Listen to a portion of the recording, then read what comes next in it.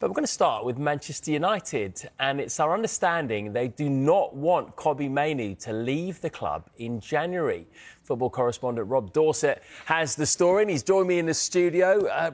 Rob, Mainoo hasn't started a single Premier League game this season, so why are United so determined to keep him? It's a good question, isn't it? And I think it's a question that a lot of people in football are asking. Look, he's still integral to their plans. I think everybody at Manchester United still believes that Kobbie Mainoo, at the age of 20, having come through the academy, is still a really important prospect for Manchester United, and they only get better as he gets older. The information I have is that Manchester United would only consider selling Kobbie Mainoo in January if they received an exceptional offer. They don't want to sell him. They don't want to send him out on loan. And I think you have to point out that whilst we know there are a long list of clubs in the Premier League that are interested in potentially signing Kobbie Mainoo, most of those would be on loan, which Manchester United wouldn't be interested in. And only a handful of them could probably afford to pay the sort of fee that Manchester United want him for him if they were to sell him substantively.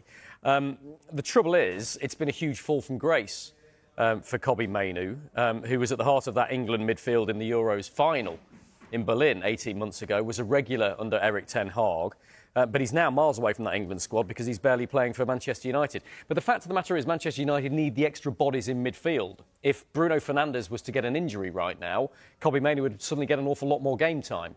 Ruben Amorim's been very open to say that they're playing in the same position, with Bruno playing as a number 8.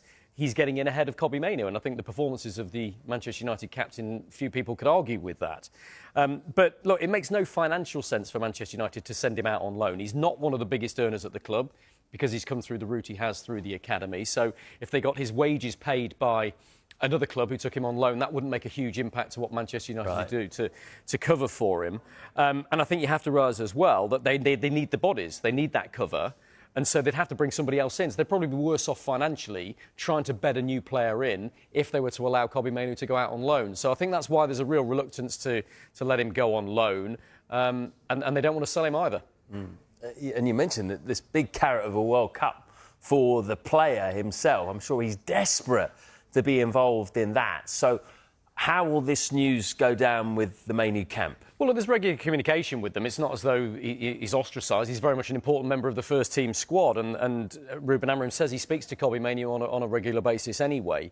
But we've all seen those photographs at Old Trafford on Monday night when Kobbie Mainoo's brother, there he is, decided to publicise that T-shirt, which hasn't gone down very well inside Old Trafford and with pundits outside the club as well. I think what's impossible to predict is how the player himself might react to this news if he remains on the fringes of the first team and warming that bench. He doesn't seem the sort of player who's going to agitate for a move, but maybe that thing we saw from his brother there is a sign that things could change. He's clearly very, very frustrated. He wants to be playing more.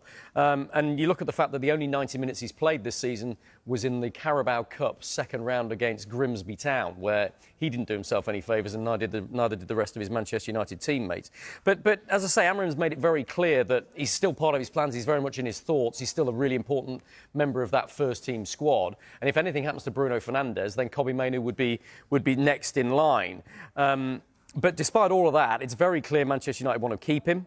They'll try very hard to rebuff any approaches from clubs who want to buy him or take him on loan in January. So as things stand right now, and of course that could change once the window opens, but as things stand right now, it looks like Kobbie Mainoo is staying at Manchester United until the summer at least and probably beyond. Interesting stuff. He's going to have to force his way back into the side, isn't he? Thank you.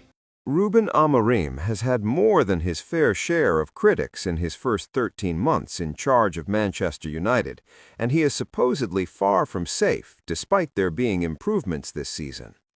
The under-fire boss deserves credit for ensuring Man U are in a better place than they were when he arrived, though this does not make up for the bleak mess of last season. Their positive transfer business has contributed to their improvement, though they have been hamstrung by Amorim stubbornly refusing to waver from his flawed 3-4-3 formation. So it is refreshing that Amorim has made a U-turn on this stance, with the Man U boss trialing a 4-3-3 system in training to combat the absence of Bryan Mbeumo, Amad Diallo, and Noussair Mazraoui during the African Cup of Nations.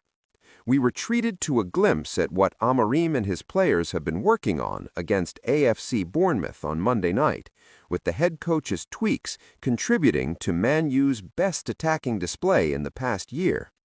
There were teething issues as Man U were woeful defensively, which is to be expected with Luke Shaw and Aidan Heaven as a makeshift center-back partnership, but they will be far more solid once they have preferred options available, while Mbeumo, Diallo, Mateus Cunha, Mason Mount and co. can continue to flourish.